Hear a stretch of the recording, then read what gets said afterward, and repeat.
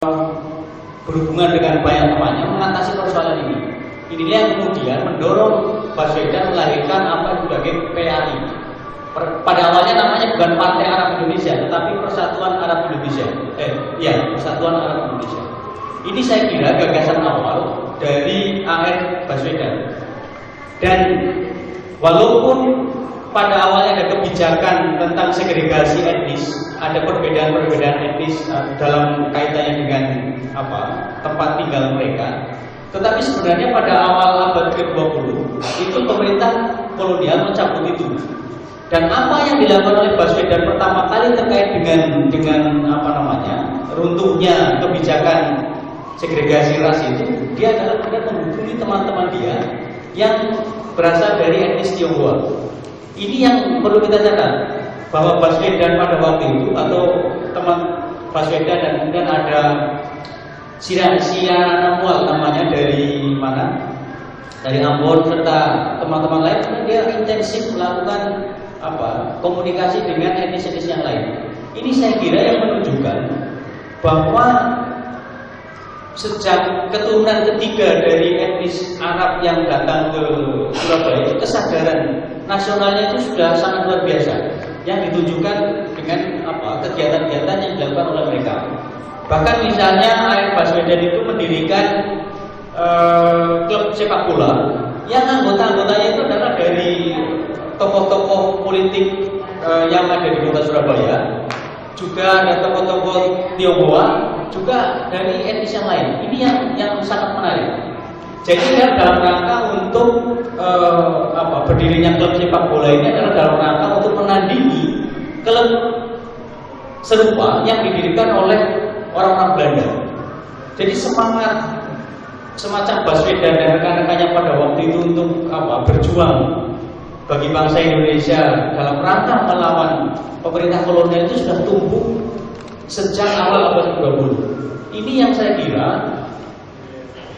kondisi semacam ini, sejarah yang semacam ini yang harus kita tumbuhkan, bahwa kontribusi masyarakat Arab di Indonesia itu sangat luar biasa sejak masa lalu. Seperti tadi ditunjukkan dalam slide-slide tadi misalnya, ini adalah bagian dari kontribusi masyarakat Arab di Indonesia dalam konteks sejarah. Nah, kesadaran akan pentingnya nasionalisme masyarakat Arab di Indonesia inilah yang kemudian melahirkan gagasan tentang Sumpah Pemuda Indonesia Keturunan Arab yang dibacakan di Kongres Masyarakat Arab di Kota Semarang pada tanggal 4 Oktober tahun 1934. Tadi sudah ada cuplikannya di slide tadi, tetapi secara lengkap saya ada 6 poin dari Sumpah Pemuda Indonesia Keturunan Arab. Jadi yang pertama, poin dari Sumpah Pemuda itu adalah, pertama, tanah air Arab peranakan adalah Indonesia. Kedua, kultur Arab peranakan adalah kultur Indonesia Islam. Ketiga, berdasarkan ketentuan di atas, Arab peranakan wajib bekerja untuk tanah air dan masyarakat Indonesia.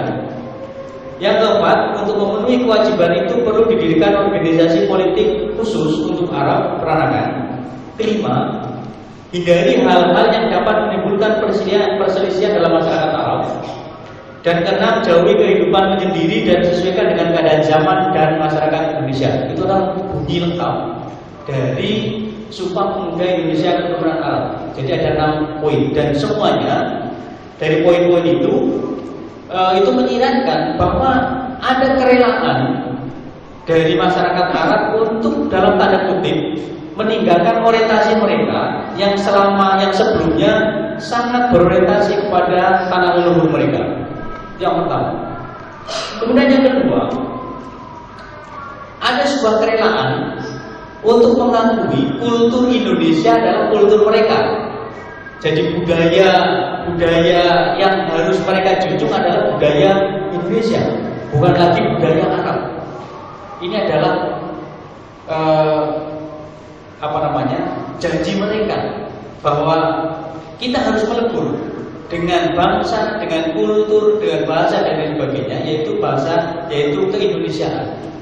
Ini yang saya kira dalam konteks sejarah Indonesia, hal-hal semacam ini yang masih sangat jadi kontribusi komunitas Arab bagi ke Indonesia ini yang belum tercatat secara jelas dalam sejarah Indonesia. Dan ini yang saya kira kesadaran akan hal ini, jadi mari kita perjuangkan bahwa ada kontribusi penting dari komunitas Arab terhadap perjalanan sejarah Indonesia. Nah, dari Sumpah Pemuda Indonesia Arab inilah yang kemudian mengerucut pada satu hal, yaitu berdirinya Persatuan Arab Indonesia yang dideklarasikan sehari kemudian setelah deklarasi Sumpah Pemuda Indonesia Keturunan Arab ini, yaitu pada tanggal 5 Oktober tahun 1934. Jadi secara lengkap misalnya pengurus dari Persatuan Arab Indonesia yang pertama ketuanya Air Baswedan, kemudian sekretaris satu adalah Nur Al-Naf dari unsur Arabitoh, kemudian sekretaris dua Salim Maskati yang tadi fotonya itu dari unsur Al-Besar. Adapun benderanya adalah Segaf Al-Sagaf dari Arabitoh, dan komisaris adalah Abdurrahim Al-Gubi dari Al-Irsyad. Dan mengapa susunan itu selalu dari Al-Irsyad Arabitoh? Kita harus menyelami suasana pada waktu itu, pada waktu tahun 30-an, di mana pertentangan masyarakat Arab pada waktu itu yang sangat tinggi sekali antara kelompok Totok dan keturunan. Ini yang saya kira kalau kita kembali pada situasi pada waktu itu yang sangat luar biasa, di mana pertentangan itu muncul. Bahkan misalnya pasca Air Baswedan membacakan Sumpah Pemuda Keturunan Arab ini, itu masyarakat Arab di luar itu mengalami atau merespon Sumpah Pemuda Indonesia Keturunan Arab itu dengan sangat luar biasa.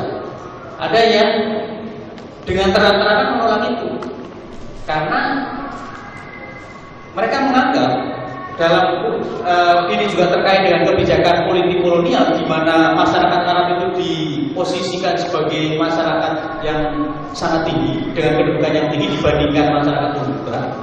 Ini yang kemudian menyebabkan mereka itu merasa sangat istimewa. Jadi masyarakat Arab itu ditempatkan tadi sudah disebutkan sebagai Vreemde Oosterlingen atau masyarakat timur asing, sama dengan masyarakat golongan Tionghoa pada waktu itu. Ini setingkat lebih tinggi dibandingkan masyarakat pribumi atau masyarakat bumi putra pada waktu itu.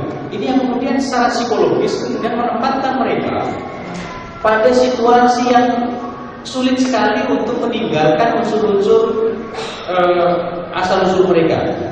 Nah, sehingga bisa dipahami ketika Sumpah Pemuda Keturunan Arab ini dibacakan, ini yang kemudian menimbulkan respon yang sangat luar biasa. Nah, namun berangsur-angsur dengan berdirinya Persatuan Arab Indonesia dan kemudian berubah menjadi Partai Arab Indonesia, proses integrasi masyarakat Arab kepada Indonesia itu berangsur-angsur berlangsung dengan sangat baik. Bahkan misalnya pada akhir tahun 30-an, sekitar tahun 39, PAI ini kemudian bergabung dengan atau diterima ke dalam GAPI, Gabungan Politik Indonesia. GAPI ini adalah sebuah organisasi gabungan dari organisasi-organisasi politik yang ada pada waktu itu, yang dideklarasikan pada tanggal 21 Mei tahun 1939. Nah, bergabungnya PAI dalam GAPI ini yang kemudian merupakan sebuah pengakuan bahwa masyarakat Arab itu adalah bagian dari keindonesiaan yang pada waktu itu sedang memperjuangkan kemerdekaan.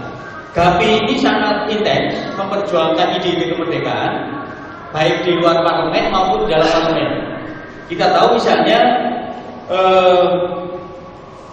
awal tahun 40-an berdiri Volksraad, yaitu embrio DPR-nya Indonesia pada waktu itu, yang di sana salah satu wakil dari bangsa Indonesia yaitu ada Tamrin, ada Sutarjo, ada Wibowo dan sebagainya yang dengan terang-terangan itu memperjuangkan kemerdekaan Indonesia. Dan di sanalah PAI itu juga berkiprah sebagai bagian dari organisasi yang bergabung dalam GAMI. Nah ini saya kira keterlibatan PAI dalam GAMI ini yang sampai sekarang tidak pernah muncul dalam literatur atau buku-buku sejarah Indonesia. Ini yang saya kira yang perlu kita perjuangkan agar persoalan ini juga masuk. Nah, pada zaman Jepang PAI dan GAMI dibubarkan, yang dengan sendirinya PAI juga bubar. Namun bubarnya PAI ini tidak disesali oleh Baswedan, karena memang Baswedan pada saat mendirikan PAI dia mengatakan PAI akan bubar, akan melebur, kita akan melebur ke dalam keindonesiaan kalau bangsa Indonesia akan merdeka. Karena apa? Karena dengan demikian maka masyarakat Arab dengan sendirinya akan menjadi bagian dari bangsa Indonesia yang sudah merdeka.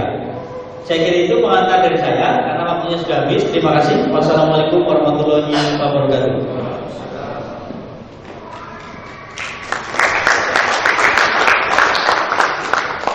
Terima kasih Pak Purnawan. Dan saya kira di audiens kita pada kesempatan pagi menjelang siang ini ada tamu peneliti dari Jakarta juga ya, namanya Pak Salah. Pak Iqbal, mungkin bisa memberikan. Are you speaking Indonesian or English? A little bit. Okay. Can you explain about what do you think about this forum? Maybe you have some points about this forum. Yeah. Are you following the discussion about this forum? Finding it very difficult. Oh, well. Oh, okay. Okay. Saya sendiri. Okay.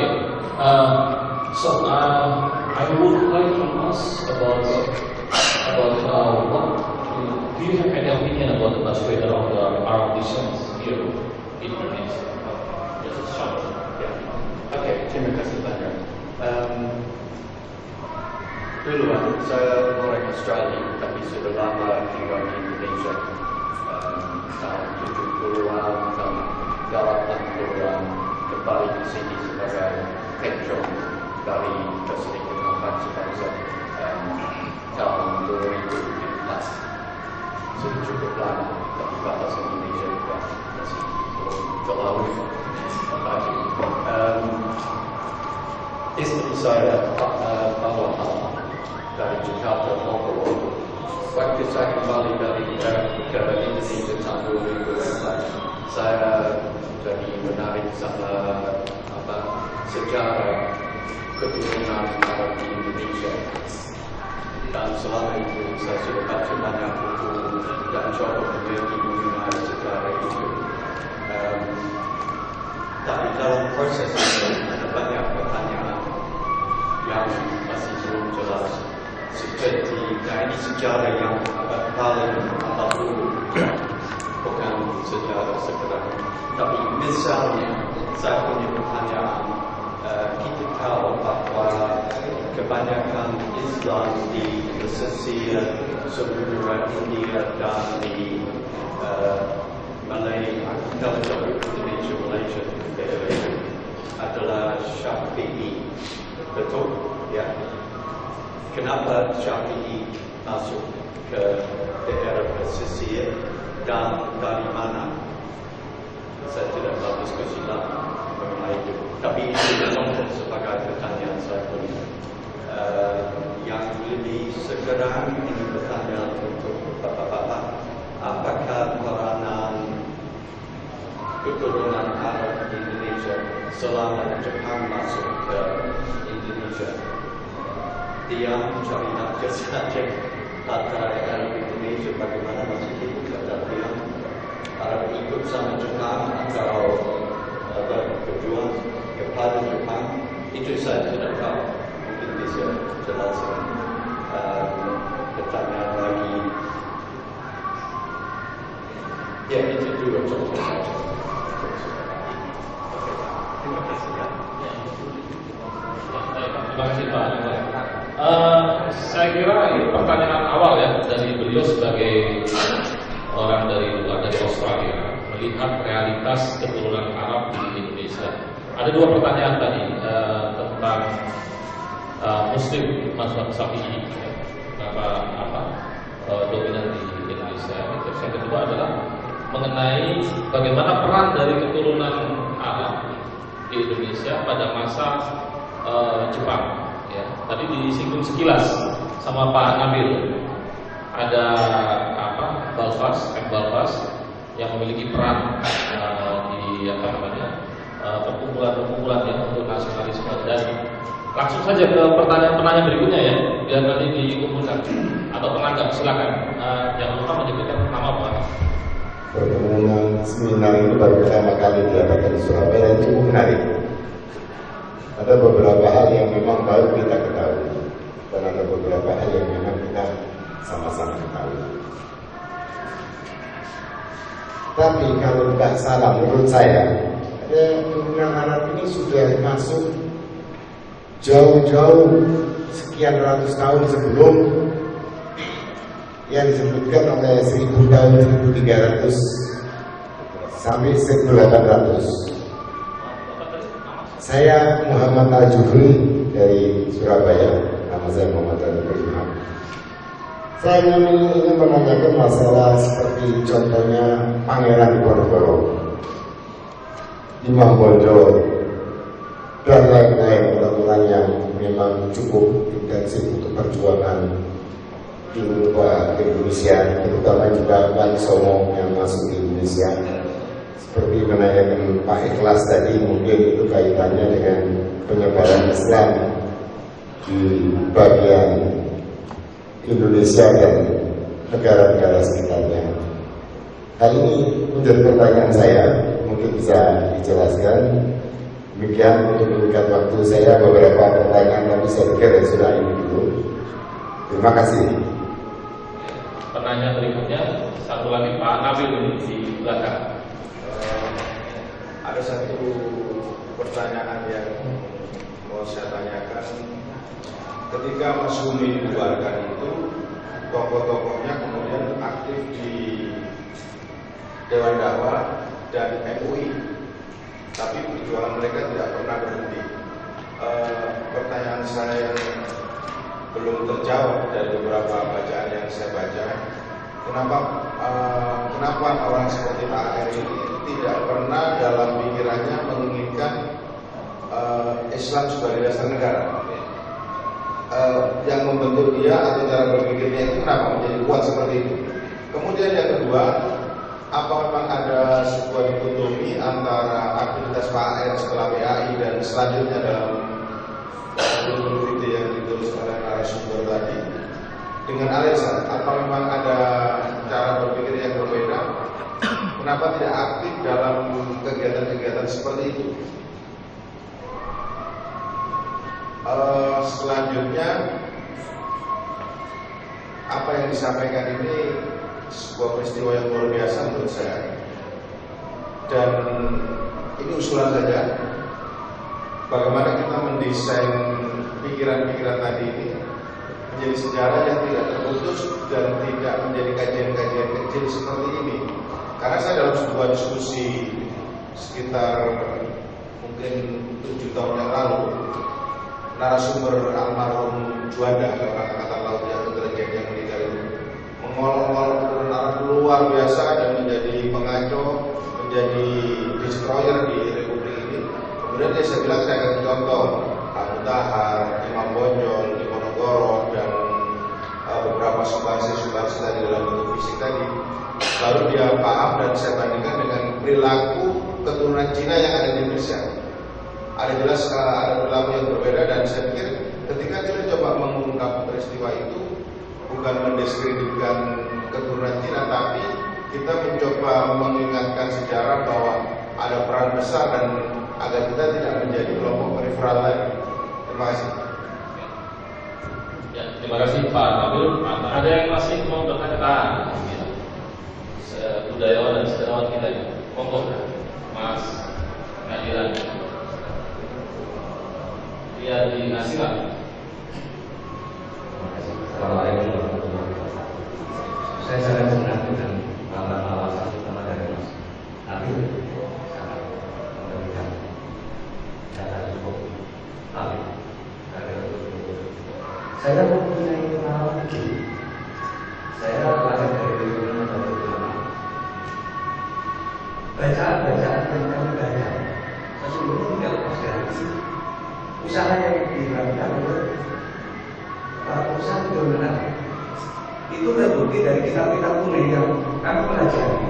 Itu diterbitkan oleh penerbit Sabunda Bahan dan karya-karya dari Istri Mustafa misalnya. Kemudian Kiai Maksud Pasal, karya-karyanya juga diterbitkan dari situ. Sehingga sebenarnya banyak ruang untuk kita mengkaji. Tetapi memang seperti yang saya setuju dengan Mas Nabil ya, karena kebiasaan kita itu malas menulis sendiri baca tertentu. Itu terjadi juga ketika sejarah yang dilakukan oleh Barisan Hizbullah Barisan sendirilah yang pada fase-fase kemerdekaan itu tidak banyak dihitung, tidak banyak dipertimbangkan. Karena itu saya kira menurut semacam ini akan menjadikan fase tersendiri untuk kontribusi kita terhadap penulisan dan data-data sejarah. Nanti saya kira pada akhirnya kita perlu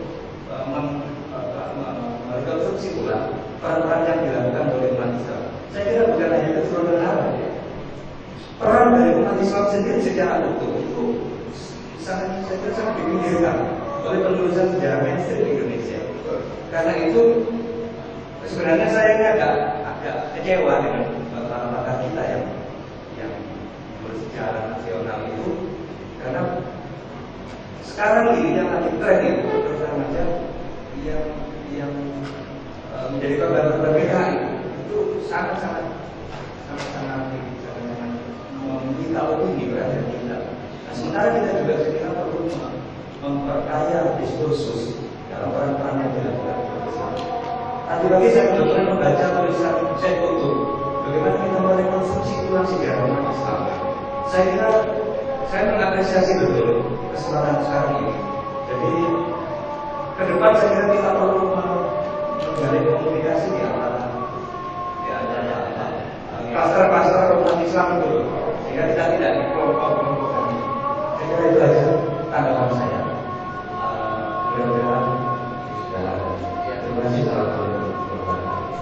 Pak Esas mengenai peran PAI selama pendudukan Jepang.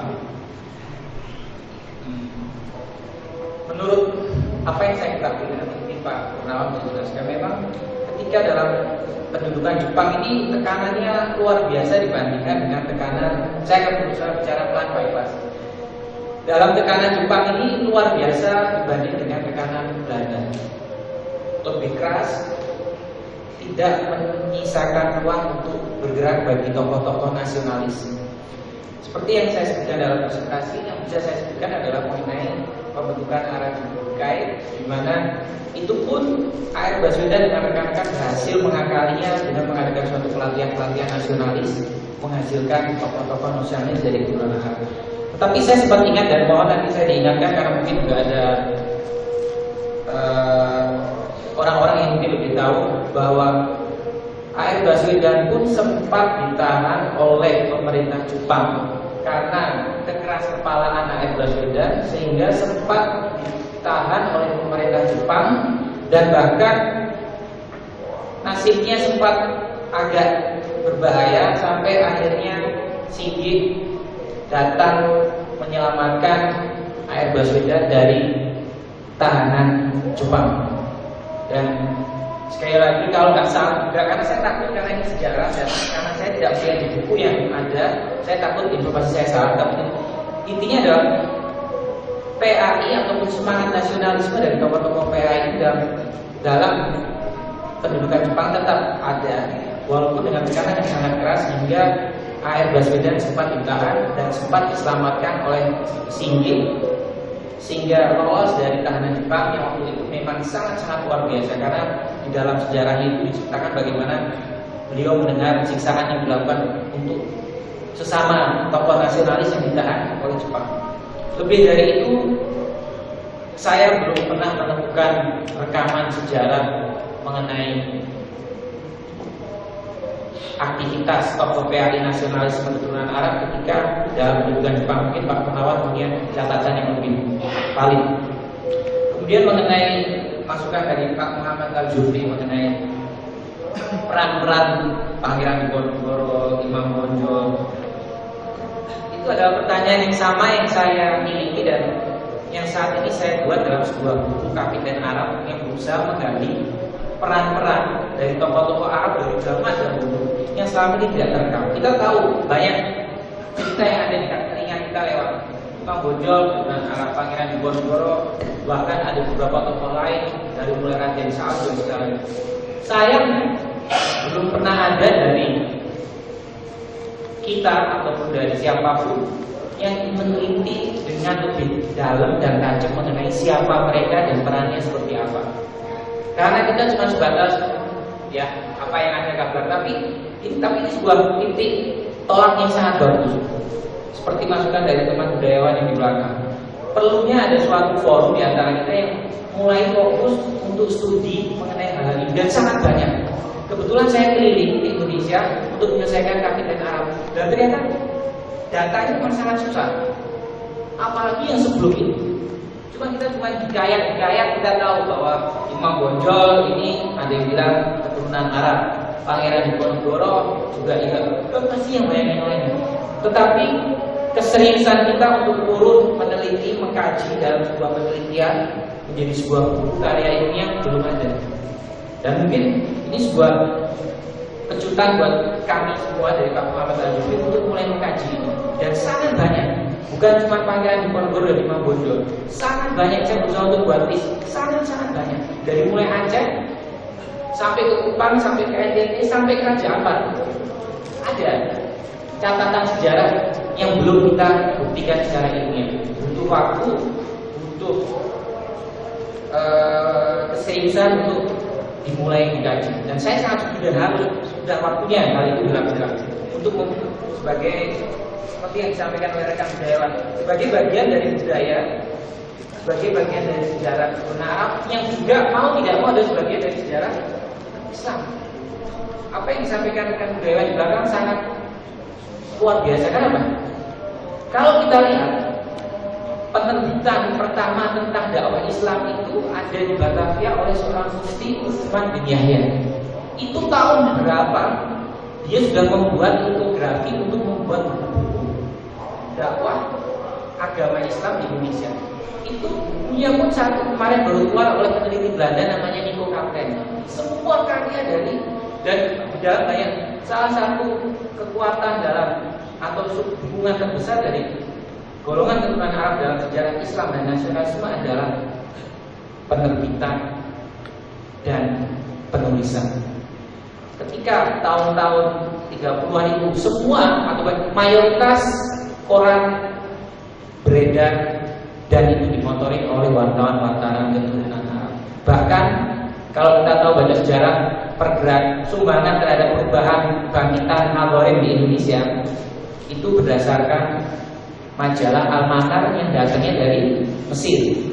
Itu yang memasukkan ke dalam, karena itu majalah terlarang, itu juga salah satunya Awad Syahban berhasil memasukkan majalah Al-Manar Rasul dari Indonesia, ditulis dalam beberapa majalah aliran baru ini dan sebagainya, sehingga itu membuat perubahan di dalam gerakan Islam di Indonesia.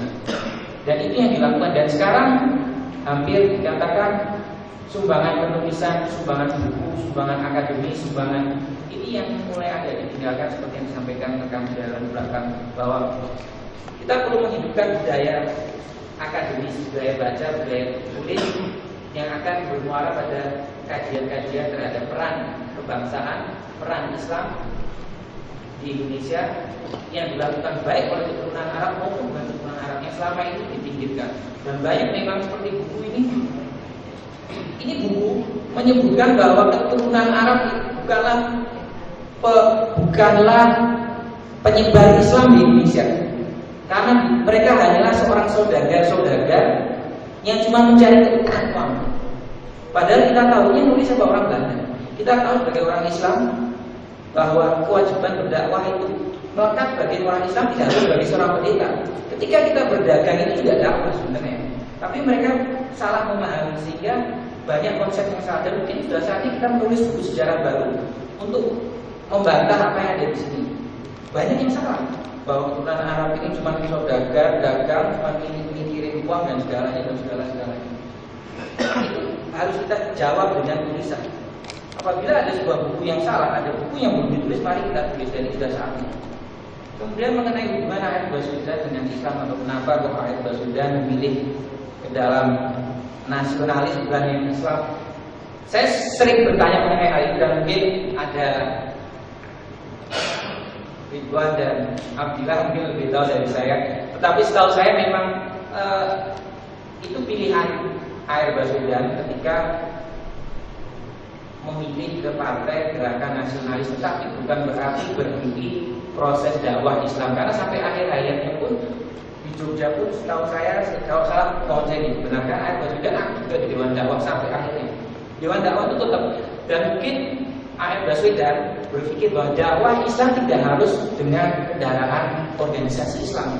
Sebagai seorang nasionalis yang ikut di teater Islam, yang ikut di gerakan budaya, saya juga ikut berdakwah. Tidak harus menggunakan baju Islam. Tetapi mengenai hubungan dengan Al-Irsyad, saya bisa katakan sangat erat. Salah satu faktor pendorong terbesar Air Baswedan menurut saya itu Al-Irsyad. Ketika dia jadi murid Surkati dan murid Surkati mengatakan mengajarkan nasionalisme, bahwa dilarang membungkuk menghormat selain kepada Allah Subhanahu wa taala, dan diajarkan bahwa kalian harus menjadi seorang nasionalis, itu dari Al-Irsyad. Tetapi tidak harus masuk ke dalam seragam Al-Irsyad untuk bisa berdakwah untuk Islam. Mungkin itu dari saya. Kira-kira seperti ini. Sedangkan bagaimana untuk bisa mengerucutkan dan membuat desain sejarah ini, kata ini tidak terbentuk, saya sangat setuju dan kita harus buat dari sekarang. Kalau perlu setelah ini kita bisa buat satu forum sejarah dan kita berusaha untuk mencari titik-titik sejarah dan kita adakan penelitian, adakan kajian supaya rantai itu tidak terputus. Karena seperti pertanyaan Pak Ikhlas mengenai Islam masuk saat ini, siapa yang membawa pertama? Kadang 20, 30 tahun, 50 tahun yang lalu kita sejarah kita nggak tahu apa-apa. Bagaimana kita bisa berpikir yang 100, 200 tahun yang ke depan? Tapi semua itu tidak ada kata terlambat, dan ini adalah momen yang sangat penting. Dan insya Allah dengan adanya acara ini kita bisa merintis, memulai langkah baru yang lebih strategis untuk sejarah nasionalisme dan bagian dari sejarah Islam di Indonesia. Mungkin Pak Purnawan ada yang bisa ditambahkan.